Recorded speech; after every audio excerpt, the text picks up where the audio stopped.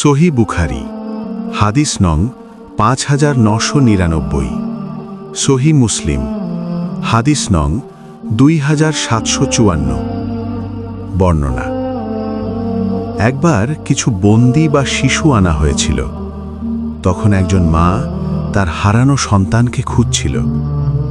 যখন তিনি শিশুকে পেলেন, তিনি তাকে বুকে জড়িয়ে দুধ পান করাতে লাগলেন। রাসূল সাল্লাল্লাহু আলাইহি ওয়াসাল্লাম আমাদেরকে বলেন, তোমরা কি মনে করো এই নারী নিজের সন্তানকে আগুনে নিক্ষেপ করবে? আমরা বললাম, না, কখনোই না।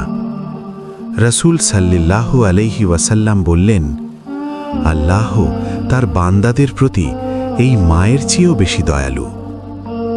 শিক্ষণীয় বিষয়: ১. মায়ের ভালোবাসা পৃথিবীর সবচেয়ে গভীর ভালোবাসা।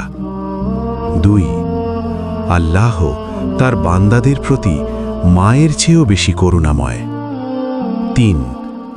সন্তানের প্রতি মায়ের ত্যাগ ও মমতা ঈমানদারদের জন্য অনুপ্রেরণা।